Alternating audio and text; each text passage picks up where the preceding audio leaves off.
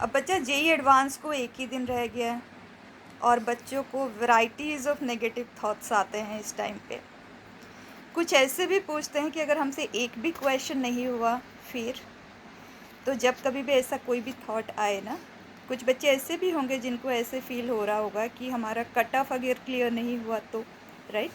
तो इन बच्चों को अभी अपने थॉट को वहीं पे ब्लॉक करके ना, इमीडिएटली जो भी ईयर का पेपर आपको लगता है कि सबसे डिफ़िकल्ट आया था, उस ईयर के पेपर को उठा लो। उसको एक बार थरोली स्कैन करके देखो कितने ऐसे क्वेश्चंस उस पेपर में हैं जो आप इजीली कर सकते हो।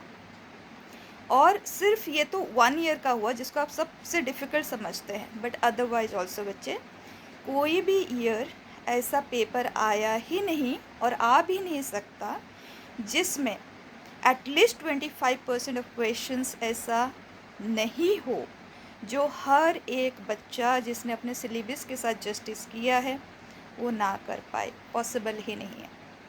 और आप अपने कॉन्फिडेंस को बूस्ट करने के लिए खुद इस बात को वेरीफाई कर लो, खुद चेक कर लो, ताकि ये सब थॉट हमारे एग्ज़ाम से पहले ना पूरी तरह से क्लैरिफाई हो जाए, ये थॉट आए ही नहीं दोबारा।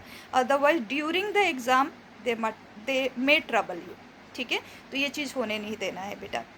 अनदर थिंग, कुछ बच्चों को ऐसे भी लगता है कि जैसे उन्होंने कुछ चैप्टर्स छोड़ दिए हैं, तो ऐसा फीलिंग आता है कि अगर मैक्सिमम क्वेश्चंस उन्हीं चैप्टर से आ गए फिर क्या होगा। ये चीज़ हो सकता था ये पहले टाइम पे, जब हमारा जो क्वेश्चंस थे वो वेल डिस्ट्रीब्यूटेड नहीं थे, किसी भी चैप्टर से कितने भी मार्क्स के क्वेश्चन आ जाते थे। जैसे पुराने टाइम पे अगर मैं बात करूँ ना, सीक्वेंस एंड सीरीज से आई थिंक 2-3 ओकेज़न ऐसे थे जब उसमें से 26-28 मार्क्स के क्वेश्चंस एक ही चैप्टर से आ गए थे।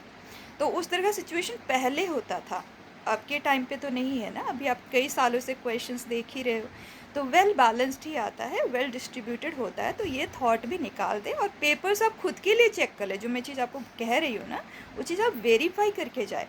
ठीक है, तो अभी आपने जितना कुछ भी किया है उसको अच्छे से रिवाइज कर ले बेटा। एंड जो इजी क्वेश्चंस है वो हमारा टारगेट होना चाहिए। जैसे हम किसी पार्टी में जाते हैं ना, तो हम इमीडिएटली जाके किसी स्ट्रेंजर से नहीं भिड़ जाते हैं।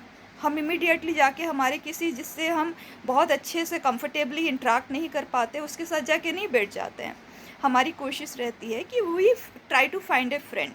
ठीक है, तो उसी तरह से क्वेश्चन पेपर में आपको बहुत सारे ऐसे मिलेंगे जो आपके फ्रेंड्स होंगे, उनको पहले आप हैंडल कर लें एंड उसके बाद move over to the other category and you are going to do excellent बेटा। And stop worrying like this. हाँ, ये जो चीज़ें आपके थॉट में आ रही हैं बहुत नेचुरल है और इनको अगर आप क्लैरिफाई कर लोगे ना अभी, तो बहुत अच्छा हो जाएगा। ठीक है, ऑल द वेरी बेस्ट बच्चे।